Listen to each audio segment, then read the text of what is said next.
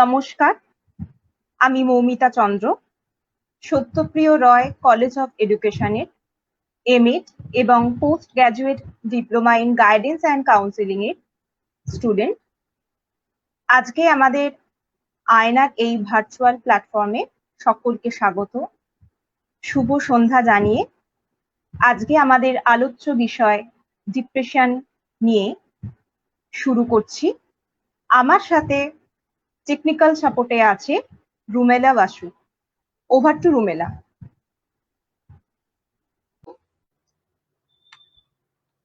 আজকে আমাদের আলোচনার মূল বিষয়বস্তু হলো ডিপ্রেশন এবং আমাদের সাথে প্রধান বক্তা হিসেবে আজ আমরা পেয়ে গেছি ডক্টর সুবীর নাগ মহাশয়কে এবং আজকের আমাদের মডারেটর হলেন professor Sukanya Ghosh. Over to ma'am. Thank you, my beloved students, Moumita and Rumela, for providing us with the technical support. Aina is our virtual counseling platform catering to the needs of wellness and lifestyle purposes. This was a brainchild of our respected professor, Dr. Shubir Nag, who has given the name Aina, which is the mirror of the mind, where we can see ourselves. We are initiating a lecture series, Train Your Brain, with a burning topic, depression, in Bengali, Oboshad. Depression is a major public health problem contributing to significant morbidity, disability, as well as mortality, along with significant socio-economic losses. It has its root in various psychosocial causes or factors, which may ultimately lead to various consequences in life. Depression affects us in many different ways, and symptoms are spread over different aspects of functioning. These include motivation, emotional, cognitive, behavioral, biological. Now, depression has different types. The ICD-10 classification of depression, developed by the World Health Organization, distinguishes a number of different types of depression, like bipolar affective disorder, depressive episodes, recurrent depressive disorder, persistent affective disorder, other mood affective disorders. There is increasing evidence for a form of depression called seasonal affective disorder, with ongoing research suggesting there may be different types of seasonal affective disorder, and some are linked to bipolar disorder. Now, depression can affect people from all backgrounds across the life course, from early childhood to the end stages of life, with an increased toll at certain time points. Much of the understanding in this area is centered around depression among adults, but it is essential to recognize the fact that children, adolescents, and the elderly population are susceptible and affected as well. Depression during pregnancy and after childbirth is known to affect adversely the growth and development of the offspring, especially in developing countries. Economic and interpersonal relationship issues, partner violence, alcohol use by spouse, and gender of the newborn child are among the major determinants of postpartum depression. Depression among children and adolescents, if left unattended, can lead to protracted health and mental health problems in later life. Traumatic experiences in early childhood, frequent migration, negative life events, educational setbacks, relationship problems, family history of mental illness, as well as stress at school and in the family, are also linked in varying degrees to depression among children and adolescents. Clinical depression among adults is more than extremes of normal mood, with early onset during a young adulthood. A wide range of social, economic, cultural, and psychosocial factors, especially changing lifestyles with lack of support systems in an environment of globalization, urbanization, and migration, are often linked with the depression in young and middle-aged groups. With an aging population, depression among the elderly is likely to increase in the coming years, with higher prevalence among the elderly than that in the general adult population. Now, depression has multiple risk factors. Depression is due to multiple factors resulting from complex mechanisms. There can be no single identifiable cause. However, there is conclusive evidence to reveal that several biological, psychological, social, economic, cultural, and environmental factors operate in a maladaptive individual, leading to depression.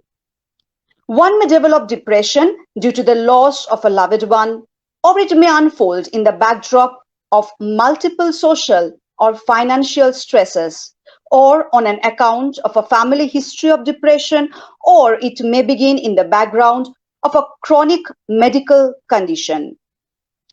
Some individuals can experience loneliness and feeling low for no apparent reason at all.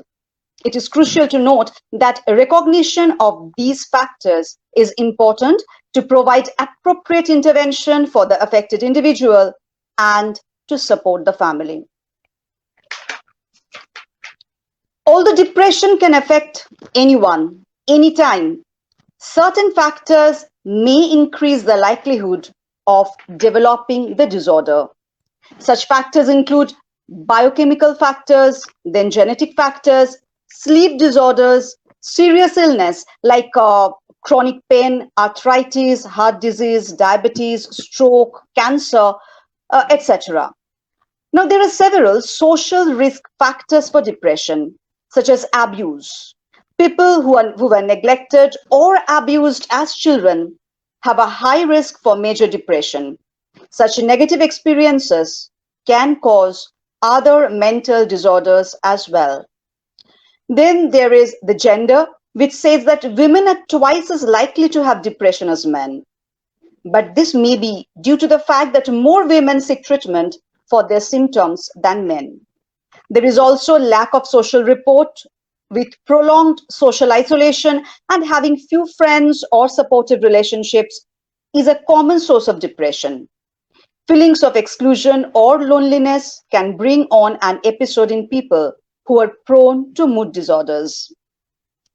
Then major life events, even happy events such as having a baby or landing a new job, can increase a person's risk for depression. Other life events linked to depression include losing a job, buying a house, getting a divorce, moving, retiring, etc. The death of a loved one is certainly a major life event. Great sadness is a major part of the grieving process. Some people will feel better in a matter of months, but others experience more serious, long-term periods of depression. If one's grieving symptoms last more than 2 months, one should see a doctor to be evaluated for depression. Then there is also substance risk factors for depression, which include substance abuse and also medications like blood pressure medications, sleeping pills, sedatives, steroids, painkillers, etc., which have been linked to depression.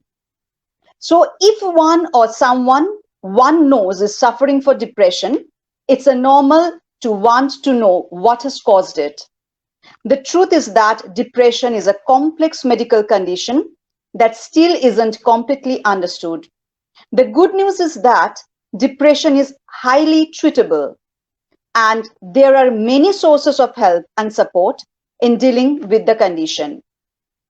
However, as has been stated, depression impacts all walks of life, each and every sphere.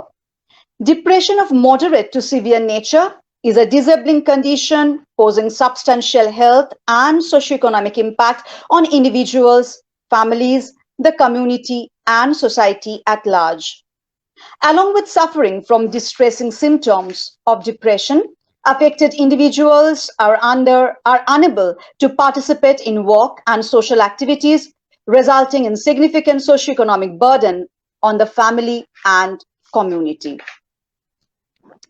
So now, with such a severe issue, may I now request Dr. Shubir Nag to elaborate more on these issues through his enormous experience and innumerable case studies in this arena. Over to you, sir. Thank you. Thank you, Madam Suparna, for excellent introduction you have given. খুব সুন্দর, তুমি বেশ ক্লাসে পড়ানোর মতন ডিপ্রেশনের theory খুব সুন্দর করে বললে, ভালো লাগলো। I was reminded of the dissertation you did under me when you were my student in MAD class. Excellent, very good. It's all because of you, sir. Oh, thank you very much. আমার আরো ছোট দুজন প্রিয় ছাত্রী রুমেলা এবং মৌমিতাকে ধন্যবাদ। তারা এত সুন্দর টেকনিক্যাল একটা সাপোর্ট দিয়ে আমাদের এই ফেসবুক লাইভ অনুষ্ঠানটা সফল করতে সাহায্য করছে। This is for the first time on behalf of this Aayna platform we are coming Facebook live একটা অনুষ্ঠানে, যেখানে আমরা একটা সুন্দর ক্যাপশন ভেবেছি যে ট্রেন ইওর ব্রেইন। আর এত সুন্দর একটা ইন্ট্রোডাকশনের পরে তো ডিপ্রেশন বা অবসাদ নিয়ে কারোর কোনো এমনি প্রশ্ন থাকার কথা নয়, অনেকেই ব্যাপারটা বুঝতে পারছেন। আর সবচেয়ে বড় কথা কি, অবসাদ তো এখন মহামারী। এ তো শুধু কোভিড বা তার জন্য হচ্ছে তা তো নয়, এটা সারা পৃথিবী জুড়ে দীর্ঘ সময় ধরে চলছে বিভিন্ন কারণে, বিভিন্ন মানুষের মধ্যে। কিন্তু অবসাদ নিয়ে যখন কোনো কথা বলতে হবে, আমাকে যখন আমার প্রিয় ছাত্রীরা সবাই বলছে যে কিছু বলুন, আমার কিন্তু সবার আগে যার কথা মনে পড়ছে তার নাম কিন্তু অর্জুন, মহাভারতের অর্জুন, যিনি যুদ্ধক্ষেত্রে গিয়ে প্রথম উল্টো দিকে তার সমস্ত আত্মীয় বন্ধুদের দেখে অবসাদগ্রস্ত হয়ে তীরধনুক ছেড়ে রথে বসে পড়েছিলেন এবং শ্রীকৃষ্ণকে বলেছিলেন, আমি এই লড়াই আমার দরকার নেই, আমার রাজ্যপাট চাই না, আমি এই যুদ্ধ করতে পারবো না। তাহলে ওই যে অবসাদ, তাহলে অর্জুনের অবসাদের কথা দিয়ে শুরু করা যাক। এবং সব থেকে যেটা বড় কথা সেটা হচ্ছে ওই রকম অবসাদের পরেও শ্রীকৃষ্ণের বাণী শ্রীমদ ভগবদ গীতায় যা আছে, উল্লেখিত আছে, উনি কিন্তু মোটিভেট করতে পেরেছিলেন অর্জুনকে, যার জন্য অর্জুন আবার তার গান্ডিব তুলে ধরে যুদ্ধক্ষেত্রে নেমেছিলেন যুদ্ধ করতে। অর্জুনের পরেই অবসাদ নিয়ে যার গল্প আমার সবার আগে মনে পড়ছে, অনেকে হয়তো চমকে উঠবেন, কিন্তু আমার সামনে বইটা রয়েছে বলে আমি বইটা থেকেই একটু পড়ছি। তার নাম রবীন্দ্রনাথ ঠাকুর, আমাদের সবারই খুব পরিচিত নাম, কিন্তু এই জায়গাটা হয়তো অনেকেরই পরিচিত নয়। বাংলা 1349 সালে আষাঢ় মাসে একটা বই প্রকাশিত হয় বিশ্বভারতী গ্রন্থালয় থেকে, রবীন্দ্রনাথের চিঠিপত্রের দ্বিতীয় খণ্ডের প্রথম সংস্করণ। যদি কারো এই বইটি থাকে তারা বইটা দেখতে পারেন। সেখানে এটাই সব থেকে অদ্ভুত যে রবীন্দ্রনাথ নোবেল পুরস্কার পাওয়ার 2 বছর পর 1915 সালে তার পুত্র রথীন্দ্রনাথ ঠাকুরকে লিখছেন একটা চিঠি। সেই চিঠির একটা অংশ আমি পড়ছি, চমকে উঠবেন না। সত্যি রবীন্দ্রনাথ এত কিছুর পরেও অবসাদগ্রস্ত হয়েছিলেন, এবং এমন অবসাদগ্রস্ত হয়েছিলেন, আমি লেখাটা পড়ি, শুনুন। রথী, কিছুদিন থেকে আমার মনের মধ্যে যে উৎপাত দেখা দিয়েছে সেটা একটা শারীরিক ব্যামো। আমার একটা নার্ভাস ব্রেকডাউন হয়েছে, তার সন্দেহ নেই। দিন রাত্রি মরবার কথা এবং মরবার ইচ্ছা আমাকে তাড়না করছে। মনে হয়েছে আমার দ্বারা কিছুই হয়নি এবং হবে না। আমার জীবনটা যেন আগাগোড়া ব্যর্থ। কেবলই মনে হচ্ছিল যখন এই জীবনে আমার আইডিয়াল কে রিয়েলাইজ করতে পারলুম না, তখন মরতে হবে। আমি ডেলিবারেটলি সুইসাইড করতেই বসেছিলুম। জীবনে আমার লেশ মাত্র তৃপ্তি ছিল না। চিন্তা করুন, রবীন্দ্রনাথ ঠাকুরের মতো মানুষ বলছেন তার জীবনটা ব্যর্থ। আমরা কোন ছাড়? মানে এই আমাদের মতো সাধারণ মানুষ, তারা তো ডিপ্রেশন বা অবসাদে আমরা আক্রান্ত হবই। আমাদের কে বাঁচাবে? যেখানে এই ধরনের মানুষ যারা, এই মহাভারতের অর্জুন, রবীন্দ্রনাথ, তাহলে আমি যদি এই গল্প থেকে আমি আজকের বাস্তবে আসি, তাহলে দেখবো যে একটু দু একটা একটু ডাক্তারি শব্দ টব্দ ব্যবহার করব, আমার একটু এর দোষ আছে, মার্জনা করবেন। যে সাধারণভাবে আমরা যে ধরনের ডিপ্রেশন গুলোকে চিনি, ভীষণ সবাই চিনি, এরকম কেউ নেই পৃথিবীতে যে বলবে আমরা কোনোদিন কখনো কোনো ডিপ্রেশনে ভুগিনি, এরকম মানুষ হতে পারে না, অ্যাবসার্ড। সেই ধরনের যে মাইল্ড মুড সুইং, বা একটু ভালো লাগছে না, মন ভালো নেই, কিছু করতে ইচ্ছে করছে না, খেতে ইচ্ছে করছে না, কোনো ভালো লাগার জিনিস অনেকে যারা যা ভালোবাসে সেটাও করতে ইচ্ছে করছে না, কোনো বন্ধু বান্ধব প্রিয়জন কাছে এলে বলছে তুমি যাও, আমাকে একা থাকতে দাও। এটা আমাদের খুব চেনা একটা মানে লক্ষণ, যখন আমরা একটু অবসাদগ্রস্ত হয়ে পড়ি সবাই, যে কোনো পরিস্থিতিতে। ডাক্তারি ভাষায় এটাকে বলা হয় সাইক্লোথাইমিয়া। এটা হচ্ছে মাইল্ড একটা ডিপ্রেশন। কিন্তু আমাদের এই আজকের সিরিজে আমরা যখন এই শব্দটা তৈরি করলাম, যে ট্রেন আওয়ার ব্রেইন, তার মূল উদ্দেশ্য কিন্তু অ্যাওয়ারনেস। আমরা মানুষকে সচেতন করতে চাইছি, কারণ আয়না এমন একটা প্ল্যাটফর্ম, এটা সমাজের জন্য কাজ করছে।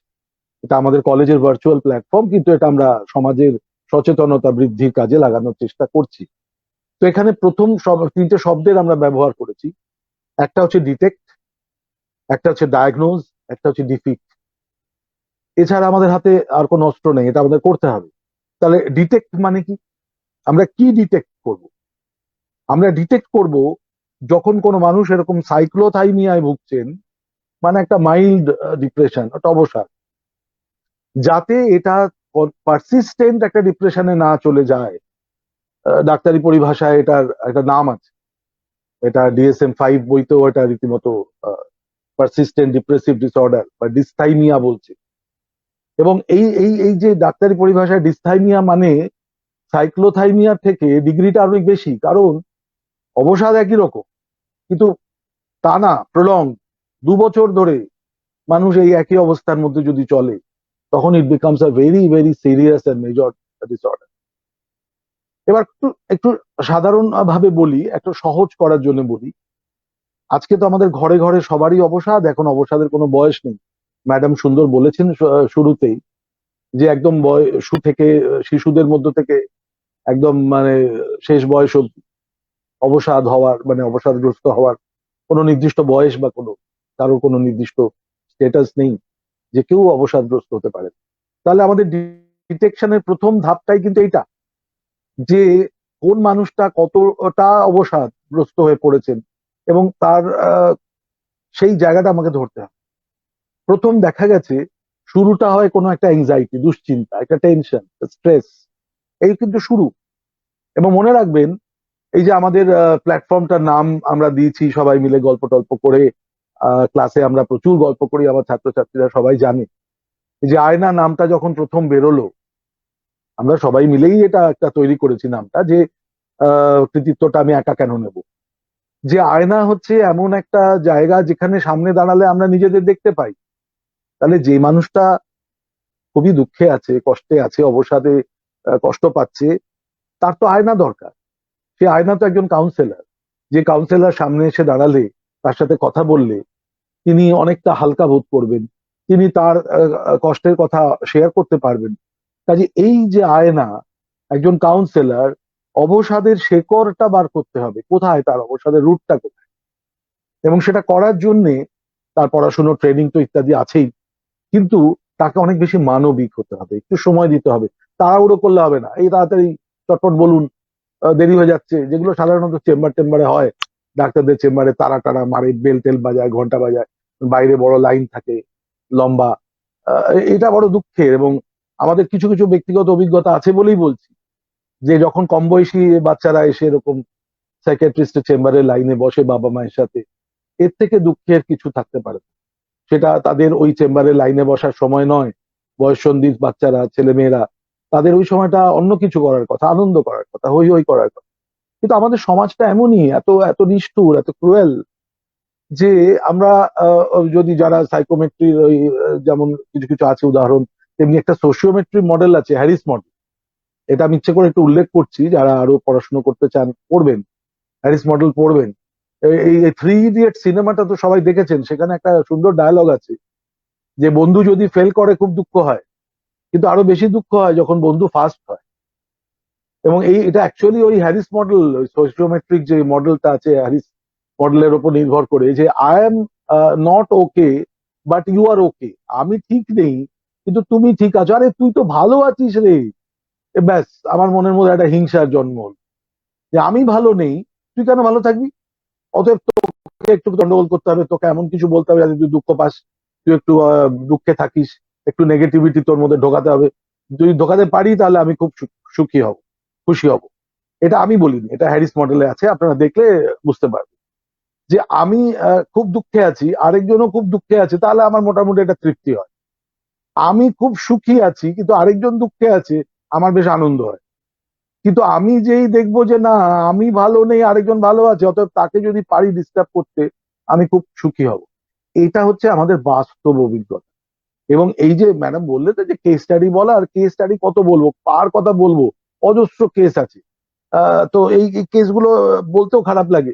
এই কদিন আগে যেমন দেখলাম মাধ্যমিক পরীক্ষা হলো না, পরিস্থিতির চাপে একটি বাচ্চা মেয়ে এসে আত্মহত্যা করে, সামলাতে পারলো না। তার বড় আশা ছিল সে মাধ্যমিক পরীক্ষা দেবে, বেচারা পরিস্থিতিটাকে সামলাতে পারলো না। কার কথা বলবো, আমাদের এক খুব প্রিয় অধ্যাপক বন্ধু, সে তার মেয়ে পরীক্ষার দুশ্চিন্তায় ভোগে, অ্যাংজাইটি ডিসঅর্ডারে ভোগে, যেটাকে আমরা এক্সাম রিলেটেড অ্যাংজাইটি ডিসঅর্ডার বলে থাকি। তার চিকিৎসা করতে নিয়ে গেছে এক সাইকিয়াট্রিস্ট বন্ধু আমার, তার চেম্বারে নিয়ে গেছে। হঠাৎ দেখা সেখানে, আরে হঠাৎ কি ব্যাপার?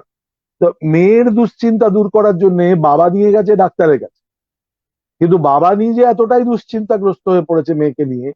কয়েকদিন পরে খবর এলো, আমার সেই অধ্যাপক বন্ধুটি, আমি এখানে কারো নাম বলবো না, অনেকে চেনেন, তিনি মারা গেলেন, হার্ট অ্যাটাক হয়ে মারা গেলেন। মেয়ের দুশ্চিন্তায়, মেয়ের চিন্তা, মেয়ের কি হবে, মেয়ে পরীক্ষার আগে এত চিন্তা করছে, অ্যাংজাইটিতে ভুগছে, তাকে সাইকিয়াট্রিস্টের কাছে নিয়ে আসতে হচ্ছে। বাবা বেচারা চলে গেল কয়েকদিনের মধ্যে হার্ট অ্যাটাক হয়ে। কার কথা বলবো, অনেক অজস্র এরকম ঘটনা। অল্প বয়সী মেয়ে সম্পর্কজনিত কারণে আনওয়ান্টেড প্রেগনেন্সিতে আক্রান্ত হয়ে বেচারা কেউ যাচ্ছে আনটাইমলি, ইলিগালি কোনো অ্যাবর্শনের দিকে, কেউ হয়তো সুইসাইড করে বসছে। এরকম বহু ঘটনা আছে। অল্প বয়সী কোনো ছেলে বা মেয়ে, যে কেউ পড়াশুনো করতে ভালো লাগছে না, ক্লাসের পড়া বুঝতে পারছে না, টিউটরের কাছে গেছে, কিছুই পড়া বুঝতে পারছে না, পড়া ভালো লাগছে না, এটা বোঝা তার কাছে, যেতে স্কুলেও ভালো লাগছে না যেতে, বন্ধুরা বুলিং করছে, ভালো লাগছে না, রেজাল্ট ভালো হচ্ছে না, বাস্তব থেকে সরে যেতে চাই। এটা একটা এসকেপিজম। বাস্তব থেকে সরে যাওয়া কিন্তু সবসময় সুইসাইড নয়। বাস্তব থেকে যারা সরে যেতে চায়, তারা অনেকে নানা রকমের ড্রাগ, অ্যালকোহল ইত্যাদি নেশায় আসক্ত হয়ে পড়ে। নানা রকম পাইকা, যারা নাম জানো, এইরকম এই ডেনড্রাইট বা এইসব নানা রকম অন্য যেগুলো নন ইটেবলস, সেগুলো নেশায় আক্রান্ত হয়ে পড়ে। এই নেশাগ্রস্ত যে মানুষগুলো, তারা অ্যাকচুয়ালি যেটা হয়, তারা হচ্ছে বাস্তব থেকে সরে যেতে চায়, বাস্তবটা তারা ফেস করতে পারে, এবং বাস্তবটা ফেস করতে না পেরে তারা একটা কল্পনার জগতে চলে যেতে চায়, ওই নেশায় একটা বুঁদ তাদের অবসাদ কাটানোর চেষ্টা করে। এরকম অজস্র অজস্র, এটা বললে শেষ হবে না। আর এতক্ষণ আমার বন্ধুদের আটকে রাখারও আমার কোনো ইচ্ছে নেই। এটা যেহেতু মূল উদ্দেশ্যটা সচেতনতা, একটু ধরিয়ে দেওয়া যে এটা আমাদের এইভাবে সমাজের মধ্যে আস্তে আস্তে ছড়াচ্ছে। এটা ভয়ঙ্কর রোগ, এটা করোনা, ক্যান্সার এইসবের থেকে অনেক অনেক বেশি ছড়াচ্ছে, শেকড় অনেক গভীরে। কিন্তু একটু কাউন্সিলরের সাহায্য যদি ঠিকভাবে পাওয়া যায়, আমরা যদি একটু সচেতন হতে পারি, আমরা হয়তো এই ধরনের অবসাদ কাটিয়ে উঠতে পারবো। এবং কাটিয়ে ওঠার মতো আমাদের হাতে কিছু রাস্তা আছে, দু একটা আমি বলবো। একটু সহজ করে একটা দুটো কথা বলি।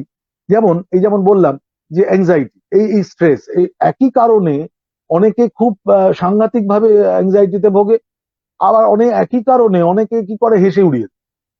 এটা কেন হয়? এটা ইমোশনাল রিজার্ভ, মানে সবার বাফার একরকম হয় না। কারোর শরীরে নিউরোকেমিক্যাল ব্যালেন্স এত ভালো হয়, সে অনেক কিছু চাপ টাপ সহ্য করতে পারে, কিন্তু অনেকে সেটা পারে না। সে বেচারা এমন নিজের ওপর চাপ টাপ নিয়ে ফেলে। তা এখানে আমার একটা দাদুর গল্প আছে, আমি এটা একটু পরে বলছি। আমি মানে ভয়ঙ্কর রাস্তাটা আগে চিনিয়ে দিই আপনাদের সকলকে। যেহেতু আজকে একটু পেয়েছি, সন্ধ্যেবেলা আপনারা একটু সময় দিচ্ছেন, আমরা একটু আপনাদের চিনিয়ে দিই যে দেখুন কি ভয়ঙ্কর রাস্তায় আমরা যাই।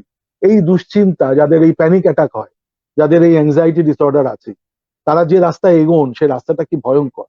প্রথম এটা, তারপর স্ট্রেসটা প্রলংড হয়, আরেকটু দীর্ঘ সময় ধরে সে স্ট্রেস, এবং এইখান থেকে আসে ডিপ্রেশন, অবসাদ। এবার আমি তো দুটো ডাক্তারি নাম আগেই বলে দিলাম, যে সাইক্লোথাইমিয়া আর ডিসথাইমিয়া। ডিসথাইমিয়া মানে প্রলংড সাইক্লোথাইমিয়া, যেখানে আস্তে আস্তে দীর্ঘদিন ধরে সেই অবসাদ চলছে। কারণ তার শেকড়টা তো আছে, শেকড়টা তো যায়নি, কারণটা তো রয়ে গেছে। সে বেচারা তো সেই অবসাদে অনেক দিন ধরে ভুগছে, কষ্ট পাচ্ছে। এইখান থেকে আসে একটা নতুন সমস্যা, যেটার নাম আপনারা হয়তো অনেকে জানেন না। সেটার নাম হচ্ছে প্যারা সুইসাইড। সুইসাইড সবাই আমরা জানি, সুইসাইডাল টেন্ডেন্সি ডিপ্রেশন থেকে আসে, সবার মধ্যেই আসে। রবীন্দ্রনাথের এসছে আর আমরা করছি, আরে তো বললামই আমি। তাহলে এই সুইসাইডাল টেন্ডেন্সির আগের যে ঘটনাটা, সুইসাইড নয়, সুইসাইডাল টেন্ডেন্সিটার জন্ম, সেটাকে বলে প্যারাসুইসাইড। আমরা কি ডিটেক্ট করতে পারি প্যারাসুইসাইড? যে মানুষগুলোর মধ্যে একটা অবসাদের চূড়ান্ত রূপ দেখা যাচ্ছে, তারা কিন্তু মাঝে মাঝে নানা রকম ইঙ্গিত দেন, বেঁচে থেকে কি হবে। কেউ আমাকে, আমার এক প্রিয় ছাত্রী কখনো আমাকে জিজ্ঞেস করেছে, স্যার আপনি আমাকে একটা কারণ বলতে পারেন যে আমি কেন বেঁচে থাকবো?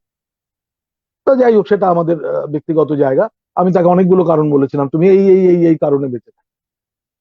চেষ্টা করেছিলাম, সে খুব এখনো ভালো আছে, সফল আছে তার জীবনে। কিন্তু এই যে প্যারাসুইসাইড টেন্ডেন্সিটা শুরু হওয়ার আগে, সেই মুহূর্তে আমরা তাকে কি পাকড়াও করতে পারি? This is detection. এই যেটা আমরা বলেছি, ডিটেক্ট করো। কি ডিটেক্ট করবো? ডিপ্রেশনের ওই অ্যাকিউটনেসটা, এই ডিপ্রেশনটা এত যখন বাড়াবাড়ির জায়গায় পৌঁছে যাচ্ছে, অবসাদটা, সেই জায়গাটাকে ডিটেক্ট করো। যেই ডিটেক্ট করতে পারবো, আমাদের ডায়াগনোজ করতে হবে যে সেই ডিপ্রেসিভ ডিসথাইমিয়া না সাইক্লোথাইমিয়া কোন জায়গায় যাচ্ছে। যে অবস্থায় তাকে আমরা পেলাম, নেক্সট ডি হচ্ছে ডিফিট।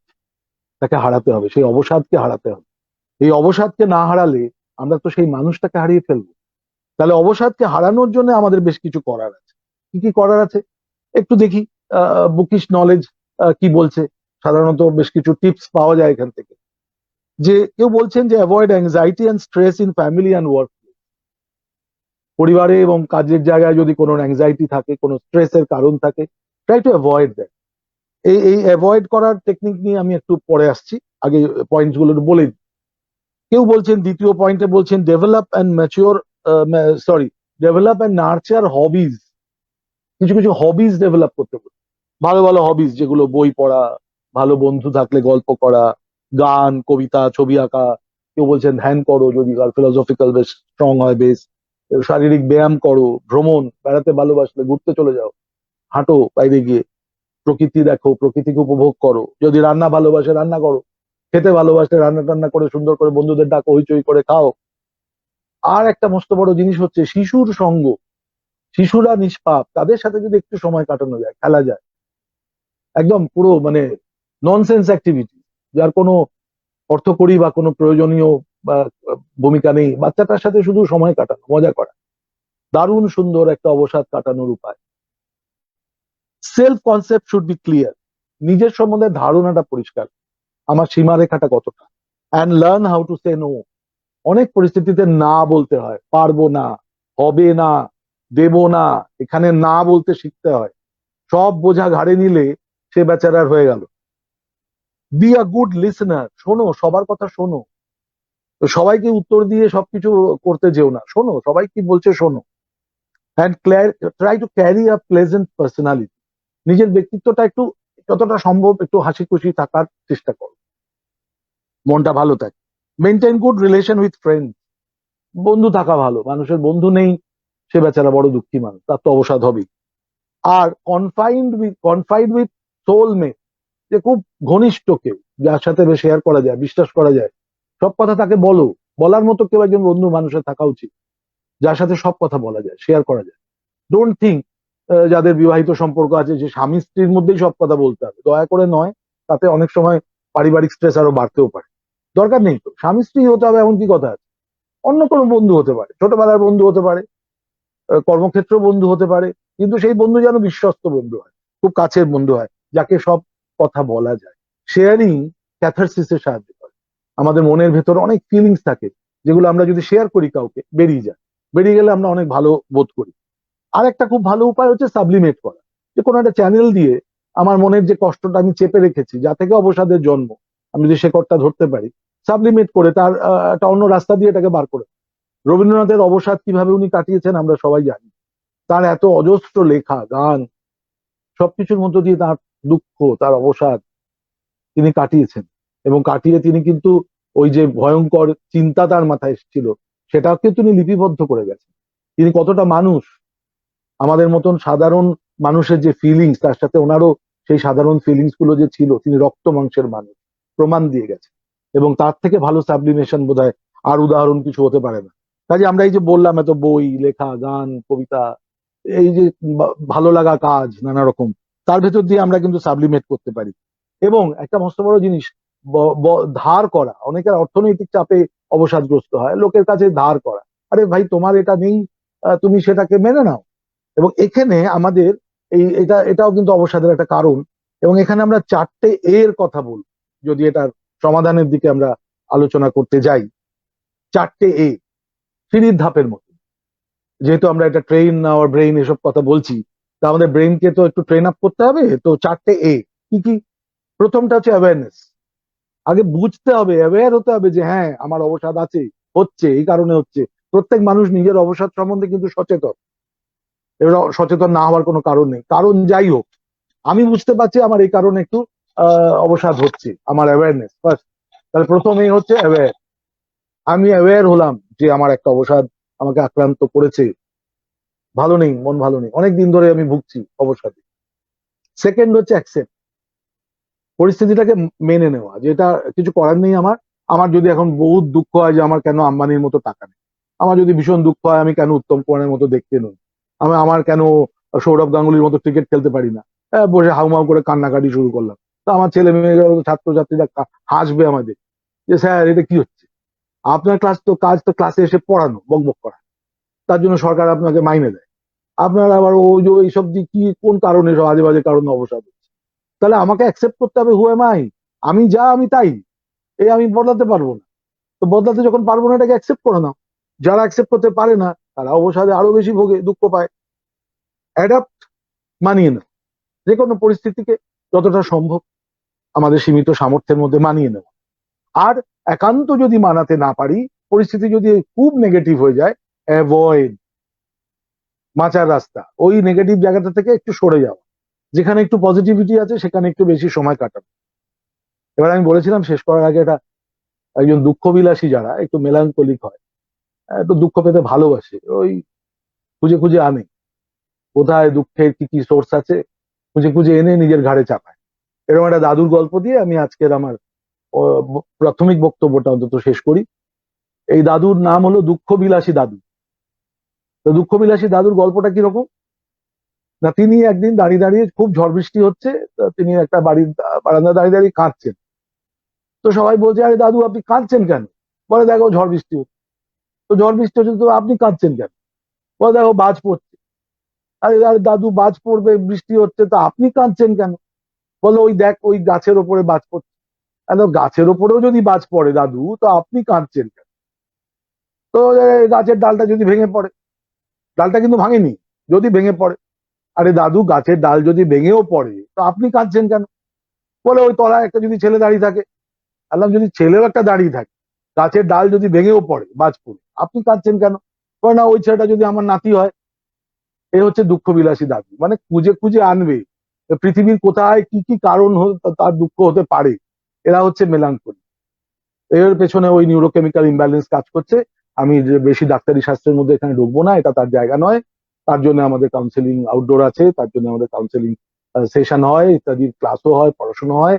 কিন্তু এই ধরনের দুঃখবিলাসী দাদুর মতন বহু মানুষ আমাদের সমাজে কিন্তু আছেন, যাদের হয়তো অতটা অবসাদগ্রস্ত হওয়ার মতন কারণ হয়তো সত্যি নেই, কিন্তু তারা ওই একটা প্রজেকশন, ওই যদি হয়, যদি আমার ওই হয়, যদি আমার এটা ঘটে তাহলে কি হবে, ব্যাস ওই যদির পড়ে তারা একবারে নিজেদের ইহকাল পরকাল ঝরঝরে করে ফেলেন এবং অবসাদের একটা চূড়ান্ত সীমায় পৌঁছে আলটিমেটলি তারা অনেক রকম দুর্ঘটনা হয়, যেটা আমি শিখিয়ে দিলাম আজকে নতুন টার্ম প্যারাসুইসাইড, যে সুইসাইডের আগের যে স্টেজ সেটাকে আগে আমরা ডিটেক্ট করি, আমরা ডিপ্রেসিভ যে ডিসঅর্ডার ডিসথাইমিয়া বা সাইক্লোথাইমিয়াকে ডায়াগনোজ করি, এবং এতগুলো কথা বললাম যার সাহায্যে আমরা এটাকে ডিফিট করতে পারি।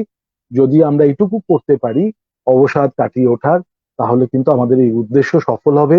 আয়নার সব সদস্যদের সকলকে অনেক অনেক শুভেচ্ছা এবং ধন্যবাদ জানিয়ে আমি আমার প্রাথমিক বক্তব্য এখানে শেষ করছি। এবার আমি ম্যাডাম এবং আমার দুই প্রিয় ছাত্রীকে অনুরোধ করব আমাদের কোয়েশ্চেন আনসার সেশনটা শুরু করার।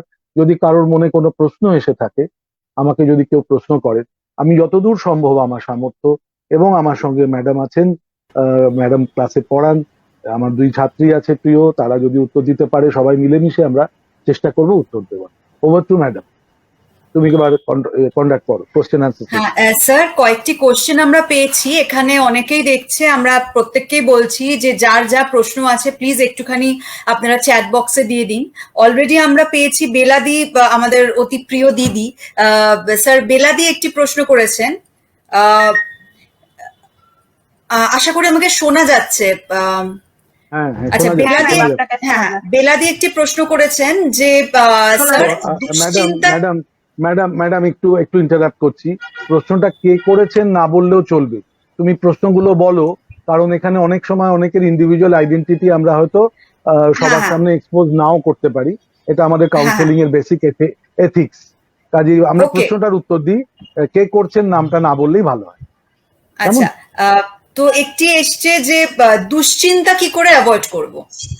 এই যে এতগুলো কথা আমি যে বললাম, এর মধ্যে কিন্তু সব টিপস গুলো দেওয়া আছে, যে এর ভেতর আমরা যখন কারোর এই দুশ্চিন্তা যখন কোনো কারণে আসে, তার তো একটা শেকড় আছে, সেই শেকড়টাতে পৌঁছতে হবে যে আমি সেই দুশ্চিন্তাটা করব না। এটা হয় মানুষের হয়, যারা ওয়ার্ডসওয়ার্থ পড়েছে তারা জানে ইফ লুসি ইজ ডেড, এই ইংরেজি সাহিত্যের একটা বিশাল phrase, if Lucy is dead. মানে এরকম হয়, আমি এখন যদি কল্পনা করি আমার প্রিয় পাত্রী কেউ, আমার মেয়ে রাস্তায় এখন যাচ্ছে, কি জানি তার একটা অ্যাক্সিডেন্ট হলো না তো, আর তার কোনো বিপদ হলো না তো, এটা হচ্ছে আমার দুশ্চিন্তার রুট। আমি যদি এই রুটটা থেকে নিজেকে বার করতে পারি, তাহলে আমার সেই দুশ্চিন্তাটা থাকবে না, যে আমি অপেক্ষা করব তার ফেরার সময় অবধি, রাস্তায় তাকে আমি ফোন করব না, মোবাইলে যাতে সে কথা না বলে, ইত্যাদি ইত্যাদি, যেগুলো প্রিকশন। কাজে এগুলো আমি যেগুলো বললাম, এতগুলো পয়েন্টস, এর মধ্যেই কিন্তু উত্তরটা আছে, লুকিয়ে আছে। Next question please. হ্যাঁ স্যার, একটুখানি বলে দিচ্ছি, মানে বেলাদি এখানে লিখেছেন বলে এখানে সবাই দেখতেই পাচ্ছে, এখানে লুকোনোর কিছু নেই। মানে বেলাদি লিখেইছেন যে স্যার আমি খুবই হতাশাগ্রস্ত হয়ে, অবসাদগ্রস্ত হয়ে পড়েছিলাম, আপনার এই ভিডিওটা আমাকে অনেকটা উদ্বুদ্ধ করলো। থ্যাংক ইউ বেলাদি, স্যারের তরফ থেকে আমি বলছি, স্যারও নিশ্চয়ই বলবেন, ওই যে বলেই দিয়েছেন। মানে খুব ভালোবাসার দিদি, অনেক ধন্যবাদ। আপনাকে দেখে আমরা এখনো শিখি, আমাদের সঙ্গে আছেন, আপনি আমাদের প্রাক্তনীর একজন বিশিষ্ট সদস্য, এবং আপনি এখনো যেভাবে কাজ করে যাচ্ছেন সকলের জন্য, আপনি আমাদের এখনো প্রেরণা। কাজে আপনার আবার অবসাদ বা দুশ্চিন্তার কোনো ব্যাপারই নয়, আপনি করোনা জয়ী একজন আমাদের দিদি, অনেক শ্রদ্ধা আপনার জন্য। Next question please. স্যার, এখানে একজন প্রশ্ন করেছেন, how to avoid negative thinking, তো সেই বিষয়ে যদি আপনি কিছু বলেন। হ্যাঁ, ওই যেগুলো আমি শেখালাম, যে নেগেটিভ থটস যখন আসে তখন সেটাকে একটু সরিয়ে দিতে হয়। নেগেটিভ থটস গুলো সরানোর উপায় হচ্ছে to replace those negative thoughts with positive thoughts.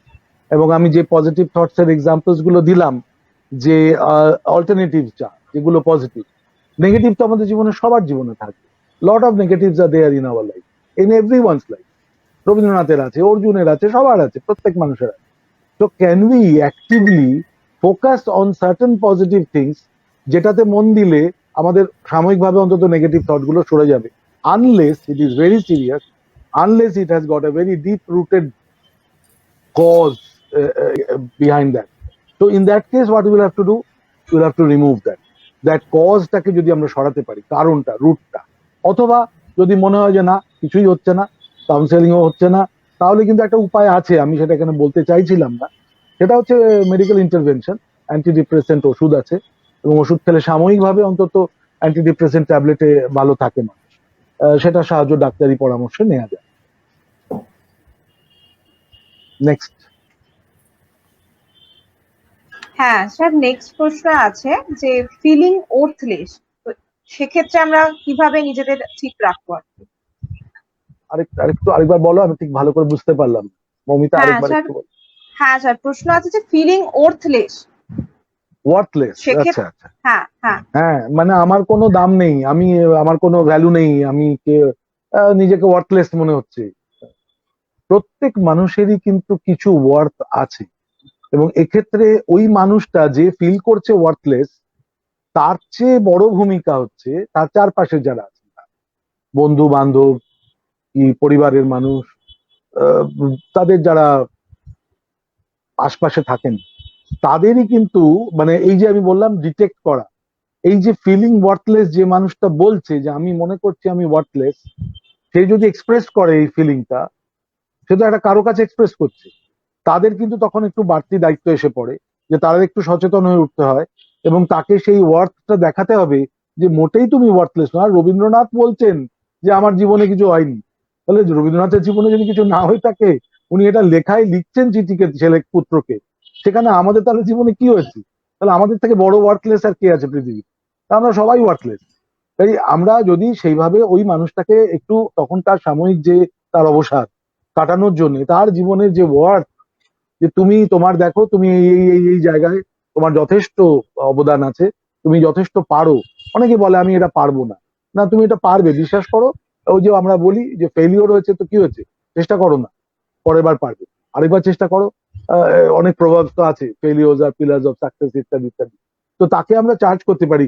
Shrimad Bhagavad Gita একটা মস্ত বড় এক্সাম্পল, যে অর্জুনকে কৃষ্ণ একদম পুরো ওই অবস্থা থেকে মোটিভেট করে আবার যুদ্ধে নামিয়ে দিলেন। যারা সৈন্যবাহিনীতে আছে তাদের এরকম অনেক অভিজ্ঞতা হয়, তারা মৃত্যুর মুখোমুখি যখন হয় তাদেরকে কমান্ডার এসে একটা মানে মোটিভেটিং স্পিচ দিয়ে চার্জ করে দেয়। কাজে ফিলিং ওয়ার্থলেস প্রত্যেক মানুষের জীবনে আসে, এই যখন আসে that should be a very temporary phase, এবং সেটা কাটিয়ে দেওয়ার জন্য তার চারপাশের মানুষের একটা বাড়তি দায়িত্ব নিতে হয়, সেই মানুষটাকে চার্জ করা, মোটিভেট করা, যাতে that person can come back to the normal rhythm of life. Thank you, very good question. আর কিছু নেক্সট? হ্যাঁ স্যার, আরেকটা প্রশ্ন আছে, প্রিয়াঙ্কা মিদ্দে লিখেছে, আমি নামগুলো নিচ্ছি কারণ সবকটাই চ্যাট বক্সেই আসছে। প্রিয়াঙ্কা লিখেছে যে sir, I have one question. We all know that overthinking is the keynote of depression. How can we control our thought process? What is the way to channelize our negative thoughts? সবসময় positivity কি আসে সব সিচুয়েশনে? মোটেই না, sir কেউ বলেনি, আমিও বলছি না। এই তো এতগুলো এক্সাম্পল দিলাম রবীন্দ্রনাথ থেকে শুরু করে সবার, যে তাদের জীবনে এত নেগেটিভিটি এসছে, সেখানে আমাদের জীবনে তো নেগেটিভিটি থাকবেই। কিন্তু একটা জিনিস, নেগেটিভিটিটা যেন খুব দীর্ঘস্থায়ী না হয়, সাময়িক হয়। কারণ ওই সাময়িক অবস্থা থেকে আবার বেরিয়ে আসা, একটা কোনো সামনে টার্গেট ফিক্স করা, আবার নিজেকে একটা চ্যানেলাইজ করা, ঘুরিয়ে দেওয়া, যদি সেটা করা যায় তাহলেই কিন্তু ওই নেগেটিভ জিনিসগুলো আস্তে আস্তে একটু সাইডে সরতে শুরু করে, একটু ওই ট্রাফিক জ্যামের মতন আস্তে আস্তে গাড়িটা আবার একটু এগোতে শুরু করে। তো একটু একটু করে ওই পজিটিভ থট গুলো আবার আসতে শুরু করে। পজিটিভ থট বলতে যা যা বোঝায় আমি তো উদাহরণগুলো দিয়েই দিয়েছি। তাহলে সেই পজিটিভ থট যার যেটা সামনে আসছে সেটাকে ভাবাই ভালো। এবং একটা আমি তো বড় এক্সাম্পল দিয়েছি যে শিশুর সঙ্গে খেলা, কি পরিবারে একটি শিশু আসতে চলেছে, এই চিন্তাটা যখন তার মাথায় আসবে, অন্যান্য সমস্ত নেগেটিভ জিনিস তার মাথা থেকে কিন্তু সাইডে সরে যেতে থাকবে, ট্রাফিক জ্যাম আস্তে আস্তে সরে যাবে, গাড়ি আবার সামনে এগোতে শুরু করবে। চেষ্টা করো, পারবে। Next question. স্যার এখানে একটা কোয়েশ্চেন এসছে, সেলফ কনফিডেন্সের মধ্যে দিয়ে কিভাবে নেগেটিভ থিংকিং কাটানো যায়? মোটামুটি প্রশ্নগুলো একই ধরনের, কারণ আমরা তো একই জিনিসই বারবার আলোচনা করছি, যে সব থেকে বড় ওষুধ হচ্ছে কাজ। কাজ মানে কি সবসময় চাকরির কাজ নয়, নিজেকে কাজের মধ্যে ডুবিয়ে রাখা। এই যে আমাদের কোভিড সিচুয়েশনে আমরা এখন লকডাউনে আছি, এখানে অনেকেই বলছে এই সময় আমাদের অনেকের মধ্যে একটা অবসাদ কাজ করছে, আমরা যেহেতু কর্মহীনতায় ভুগছি, অনেকের চাকরি চলে যাচ্ছে, অনেকের রোজগার চলে যাচ্ছে, এবং অনেক কারণ আছে যার জন্য আমরা কিন্তু অবসাদে ভুগছি, মৃত্যু ভয় তো আছেই সঙ্গে। এই সব মিলিয়ে একটা অদ্ভুত পরিস্থিতি, অনেকের পরিবারে প্রিয়জনকে হারিয়েছে, এবং আমার নিজের পরিবারেও অনেক অনেক প্রিয়জনকে আমরা হারিয়েছি আমাদের পরিবারে। কাজে এইভাবে যখন একটা কিছু ঘটছে তখন কিন্তু সেটাই একটা root cause, source of negativity থাকবে জীবনে। নেগেটিভিটি বাদ দিয়ে পজিটিভিটি হয় না। কাজে নেগেটিভিটি থাকবে, নেগেটিভিটি ঘটবে, মন খারাপ হয়ে থাকবে। আমার প্রিয় মানুষদের যখন আমি হারাচ্ছি আমার তখন মন খারাপ থাকবে, দু একদিন আমার কথা অনেকে জানতে পারবে। আমার খুব প্রিয় মানুষরা যখন চলে গেছেন, আমার ক্লাসে বা আমার পরে ছাত্রছাত্রীদের সঙ্গে কথা বলতে গিয়ে অনেকে জিজ্ঞেস করেছে, আমার কথাতেই বুঝতে পেরেছে স্যার আজকে আপনি খুব কম কথা বলছেন, আপনি কত মজা করেন, কি হয়েছে স্যার, কিছু হয়েছে? এবং আমার জীবনে এরকম অনেক ঘটনা রিসেন্টলি ঘটেছে, অনেকেই জানে, যারা দেখেছে তারা অনেকেই জানে আমি খুব ইমোশনাল হয়ে গেছি অনেক সময়তে, মাঝখানে আমার পরিবারে অসুস্থতা গেছে, ইত্যাদি ইত্যাদি অনেক কারণ ঘটেছে। তো সেই সময়গুলো তো নেগেটিভিটি গ্রাস করেছে, আমাকেও করেছে। কিন্তু ব্যাপারটা কি, ব্যাপারটা ওই সেই অর্জুনের মতো, তোমার অবসাদ তোমাকে গ্রাস করবে, তোমার নেগেটিভিটি তোমাকে গ্রাস করবে, but the only solution is you have to come out of that. বেরিয়ে আসতে হবে তা থেকে। রবীন্দ্রনাথও এসছেন, অর্জুনও এসছে, অনেকেই আসে, এবং আসার একটাই রাস্তা, সেটা হচ্ছে কাজ। মানে নিজেকে ব্যস্ত রাখা, কিছু একটা ফ্রুটফুল কাজ, একটা প্রোডাক্টিভ ওয়ার্ক, তার মধ্যে ব্যস্ত রাখা। এই যে আমরা লকডাউনে বসে আছি বাড়ি, অনেকে কিন্তু লেখালেখি করছে, অনেকে সুন্দর গান বাজনা করছে, অনেকে হয়তো তার ঘরোয়া কিছু কাজকর্ম করছে, প্ল্যানিং করছে, বা লকডাউন কেটে যাওয়ার পরে কি করবে তার প্ল্যান করছে। অনেকে হয়তো বন্ধু, আমরা তো নতুন হোয়াটসঅ্যাপ গ্রুপই বানিয়ে ফেলেছি আমাদের স্কুলের বন্ধুদের খুঁজে খুঁজে, অনেককে বার্তার করে বেশ হোয়াটসঅ্যাপ গ্রুপটা বড় হয়ে গেছে। পুরনো ছোটবেলা 40 বছরের পুরনো বন্ধু, তাকে খুঁজে পেয়েছি আমরা হোয়াটসঅ্যাপ গ্রুপে অনেকে, ক্রস রেফারেন্স দিয়ে। তাই এগুলো তো অনেক পজিটিভ কাজ জীবনে করার আছে। সবসময় যে চাকরি ক্ষেত্রে যেতেই হবে তা তো নয়। এবং পরিবারের মধ্যেও আজকাল আজকাল শুনছি অনেক জায়গাতে ডোমেস্টিক ভায়োলেন্স নিয়ে অনেক রকম কথা হচ্ছে। পরিবারের মানুষগুলো একটা অল্প পরিসরের মধ্যে বড্ড বেশি গা ঘেঁষাঘেঁষি করে থাকতে থাকতে তাদের মধ্যে ওই টুকটাক ঘটিবাটি টুকটাক আওয়াজ হয় একসাথে থাকলে, এখান থেকেও নানা রকমের পারিবারিক সমস্যা তৈরি হচ্ছে।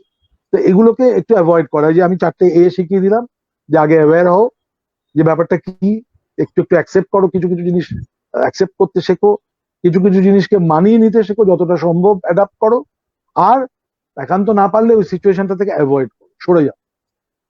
আরে কিছু না হয় বাথরুমে ঢুকে দরজা ছিটকিনি বন্ধ করে কিছুক্ষণ কাটাও, বাড়িতে অন্যান্য অশান্তি থেকে নিজেকে সরিয়ে রাখো। কাজে এরকম অনেক রাস্তা আছে যেগুলো বাস্তব সমস্যা থেকে আমাদের এই মানে বাঁচাতে পারে। এবং সব থেকে বড় কথা হচ্ছে কিছুর মধ্যে নিজেকে ব্যস্ত রাখা, যাতে আমরা এই নেগেটিভিটি থেকে পজিটিভিটিতে ফিরে আসতে পারি। জীবনের জন্য যে দুটো টার্ম আছে, একটা থ্যানাটস, একটা Eros. Thanatos is the negative force of our life, and Eros is the positive force. Thanatos আমাদের জীবনে থাকবেই, এবং সেই থ্যানাটস থেকে, নেগেটিভিটি থেকে ইরসের দিকে চলে আসা, পজিটিভ কিছু কাজকর্ম, ভালো কিছু কাজকর্মে মন দেওয়া, একটা আগামী দিনের কিছু ভালো কিছুর এক্সপেক্ট করা, ইত্যাদি হেল্প করে to come out of this negativity. Thank you for the question. খুব ভালো, কিন্তু একই ট্রেন্ডের কোয়েশ্চেন, একটু ডিফারেন্ট ট্রেন্ডের কোনো কোয়েশ্চেন পেলে ভালো হয়। একটু দেখো চ্যাট বক্সে, এই ধরনের প্রশ্নগুলো উত্তর দেওয়া হয়ে গেল, আর একটু অন্য কোনো ধরনের প্রশ্ন আছে কারোর? হ্যাঁ হ্যাঁ হ্যাঁ স্যার, আমি বলছি, যেমন সোমাশ্রী শিকদার একটা যে প্রশ্ন করেছে, সেই প্রশ্নটা হচ্ছে কোনো ছোট খারাপ ঘটনা ঘটলে সেটা নিয়ে ফিউচারে অনেক বেশি ভেবে ডিপ্রেসড হয়ে যাই, কি করা উচিত? তো এর উত্তরটা তো স্যার আপনি দিয়েই দিয়েছেন আশা করছি এর মধ্যে। ওই ওই ফলে দুঃখবিলাসী দাদু, দুঃখবিলাসী দাদু, ওই সেই হ্যাঁ কি হবে এরপর, কি হবে, এই হলে কি হবে, ওই হলে কি হবে ভেবে আরো কাতর হয়ে পড়লাম। ও দুঃখবিলাসী দাদু হয়েও না, ও গাছের ডাল পড়বে কি কার মাথায় পড়বে ও ভাবা যাবে, পরে যখন হবে তখন দেখা যাবে। ওটা ভেবে আজকের দিনটা নষ্ট করো। আমি কালকের দিনে কি ঘটবে আমি জানি না, গতকালে আমার কি ঘটে গেছে আমি সেটাকে কন্ট্রোল করতে পারবো না, ঘটে গেছে। তাহলে আমি একমাত্র আমি আজকের দিনে বাঁচতে পারি, আমি আজকের দিনটা বেঁচে নিই, আগামীকালটা আবার আগামীকাল ভাবো। এইভাবে ভাবো, দৃষ্টিভঙ্গিটা এইভাবে রাখো। কালকে সকালে উঠে ভাববো যে ও আরেকটা দিন দিয়েছেন ভগবান আমাকে, ঠিক আছে, কালকের দিনটা আর কালকে কি করবো ভাব। আজকের দিনটা আজকে try to live pragmatic approach. আজকে দিনটাকে উপভোগ করো, আজকে দিনে যেটুকু পাওয়ার আছে সেটা পাওয়ার চেষ্টা করো, দেখবে ভালো থাকবে।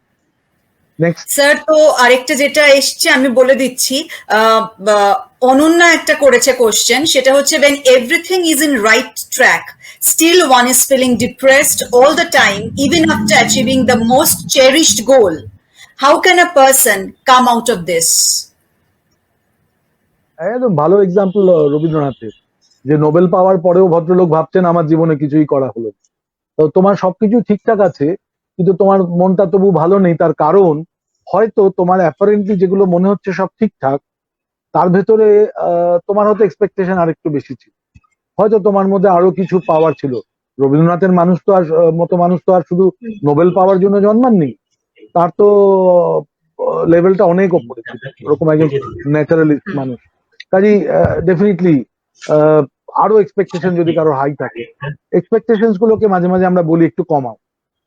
মানে এক্সপেকটেশন মানুষের যত কম থাকবে, আমি কিছুই আশা করি না। অনেকে বলে তুমি ভগবানের কাছে গিয়ে ঠাকুরের কাছে গিয়ে কি চাইলো? একদম দূর বাবা, ঠাকুরের কাছে গিয়ে আবার কি চাইবে? ঠাকুর যদি ঠাকুরই হবেন, ঈশ্বর যদি ঈশ্বর হবেন, ভগবান ভগবান হবেন, তিনি তো জানেন আমাকে কি পেলে আমার ভালো হবে। তিনি যা দেবার দেবেন, আমি তাতেই খুশি থাকবো। আমি যদি চেয়ে এইটা দেবে ওইটা দেবে সারাদিন, দরকার নেই তো ওই, তারপর না পেলে আর দুঃখ। কাজে এক্সপেকটেশন গুলো কমানো, এটাই সব থেকে বড় সাজেশন এক্ষেত্রে। নেক্সট, একটু ভ্যারাইটি অফ প্রশ্ন যদি কিছু থাকে, একই ধরনের প্রশ্নের বাইরে গিয়ে তুমিও একটু উত্তর দাও, সবাই একটু উত্তর দাও, তোমরা তো সবাই এক্সপার্ট এই ফিল্ডে। বলো।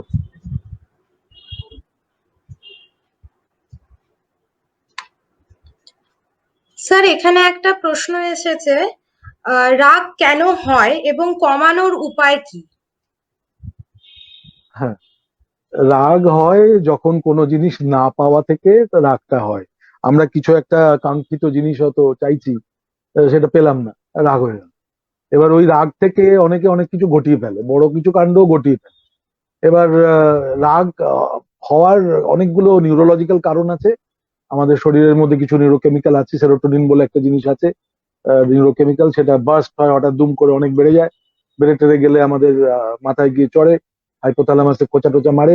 মেরে গেলে আমরা আরো তখন মানে মেজাজ হারিয়ে ফেলে চিৎকার চেঁচামেচি শুরু করি, এবং এক ধরনের নিউরোটিক আচরণ শুরু করি তখন। তাই এটা থেকে রাগ হয়। আর আমার তো এমন সিচুয়েশন, আমার অভিজ্ঞতা দেখেছি, কিছু মানুষ আছে খুব হামবড়া বড় বড় কথা বলে। এই মুখ্যমন্ত্রীর সঙ্গে মিটিং করে এলাম, এই প্রধানমন্ত্রী ফোন করলেন, এই হলো তেই হলো, বড় বড় কথা সারাক্ষণ। এই লোকগুলো কিন্তু বড় দুঃখী লোক, এদের দেখলে খুব হাসি পায়।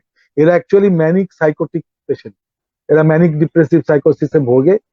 ম্যানিয়া যখন স্টেজটা আসে তখন এই বড় বড় কথা বলে, আবার যখন খুব ডিপ্রেশনে ভোগে তখন অবসাদগ্রস্ত হয়ে পড়ে, হয়ে বলে এখন বেঁচে থেকে কি লাভ, দুম করে সেরোটোনিন নেমে গেল, তখন সে বলবে যে আর বেঁচে থাকার কি দরকার।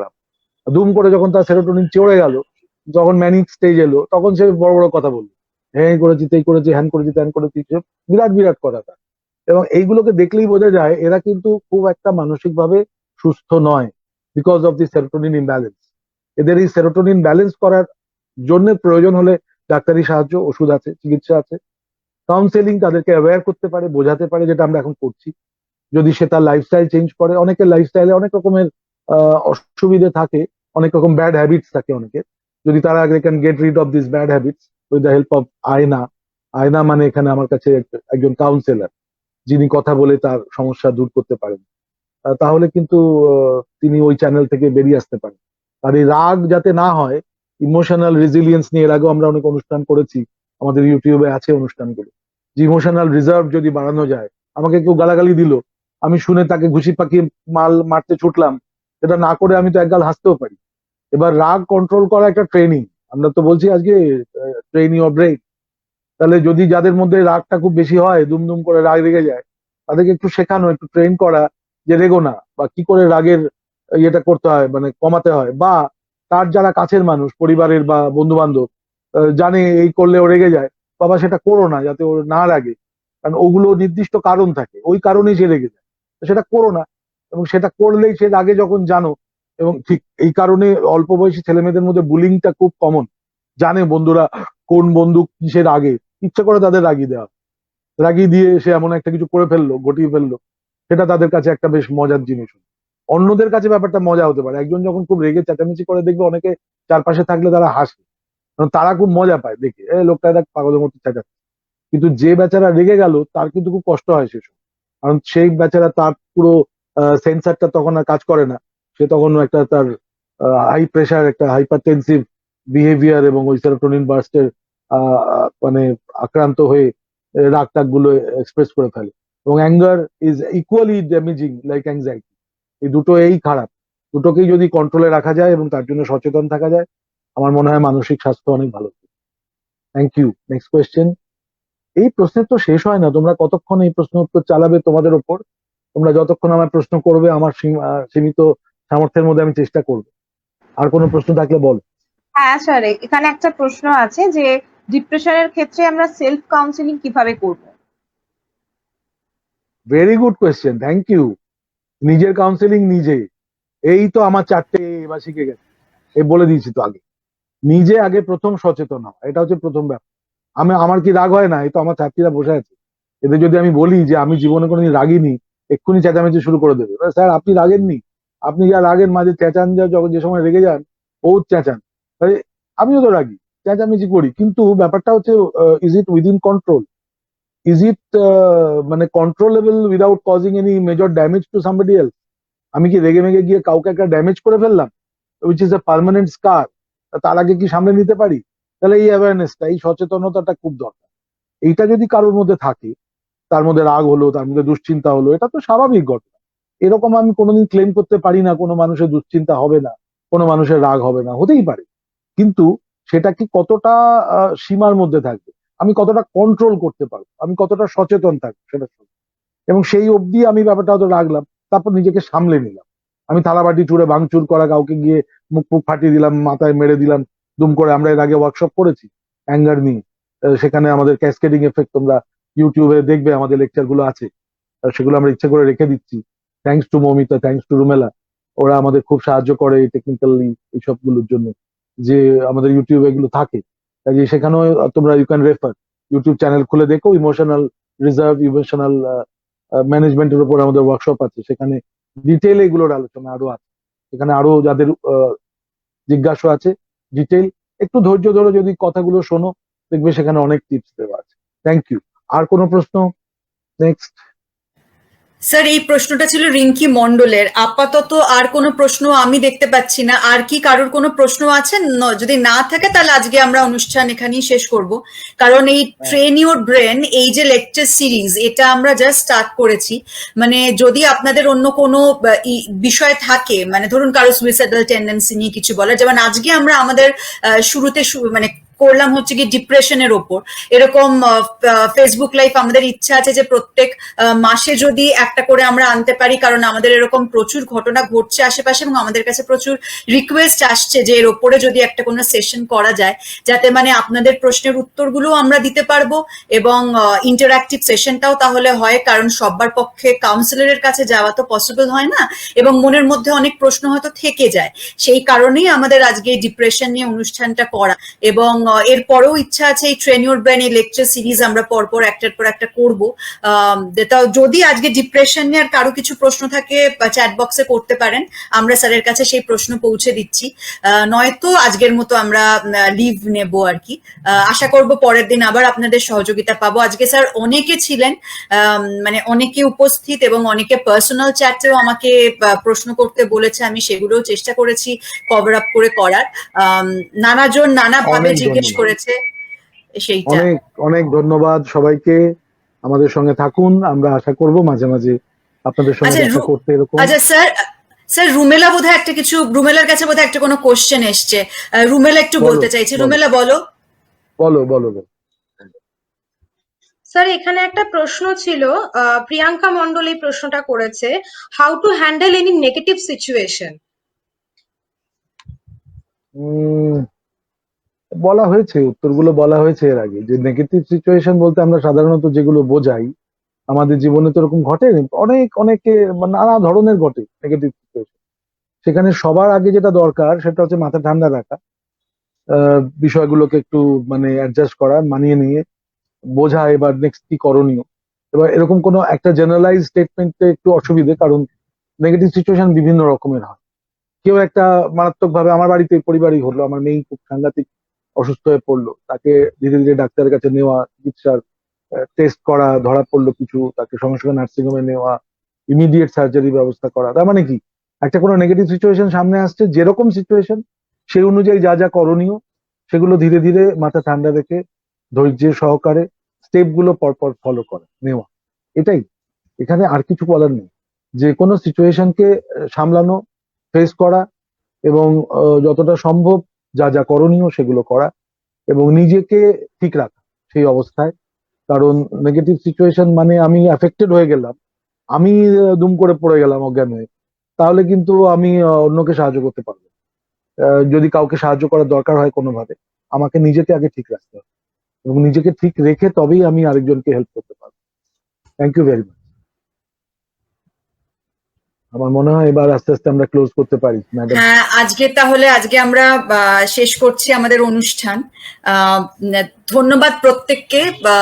আশা করি স্যারের এই লেকচার এবং আমরা চেষ্টা করেছি আপনাদেরকে সমৃদ্ধ করেছে। তো নেক্সট টাইম ডেফিনেটলি আমরা আবার নিয়ে আসবো।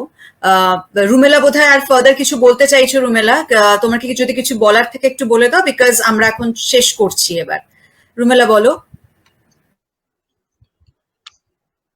শেষ করার আগে আমি একটাই কথা বলতে চাই, এখানে হয়তো কিছু প্রশ্ন বাকি থেকে গেল, কেউ কেউ কিছু কিছু প্রশ্ন করেছিলেন, তারা চ্যাট বক্সে আরো প্রশ্ন করে রাখতে পারেন, আমরা সেই অনুযায়ী উত্তর নিয়ে পরের বারে সেশনে আসব। এবং যেই ভিডিওটি এখন লাইভে ছিল সেটি কিছুক্ষণ পর থেকে আপনারা ফেসবুকে এমনিও দেখতে পাবেন, আর তাছাড়া এটার লিঙ্কটা আমরা দিয়ে দেব, যেটা আমরা ইউটিউবেও অ্যাভেলেবেল থাকবে এই ভিডিওটা। এই মুহূর্তে যারা দেখতে পারলেন না তারা পরবর্তীতে সেই ভিডিওটি ইউটিউবে বা ফেসবুকে যে কোনো সময় দেখে নিতে পারেন। এবং ডক্টর সুবীর নাগ স্যার এবং সুকন্যা ম্যামকে অসংখ্য ধন্যবাদ ওনাদের এই এত সুন্দর লেকচারের জন্য। ম্যাম, এবার আপনার যদি কিছু বলার থাকে বলে আমরা তাহলে আজকের এই সেশনটি শেষ করব। না, আমি সবাইকে ধন্যবাদ দিয়ে দিয়েছি। আশা করব পরের বারও আমরা সহযোগিতা পাবো। শুভরাত্রি প্রত্যেককে। আমাদের সেশন তাহলে আজকে এখানেই শেষ হলো। Thank you. সবাই ভালো থাকবেন, সবাই ভালো থাকবেন, Thank সুস্থ you. থাকবেন। নমস্কার। Thank you. শুভরাত্রি।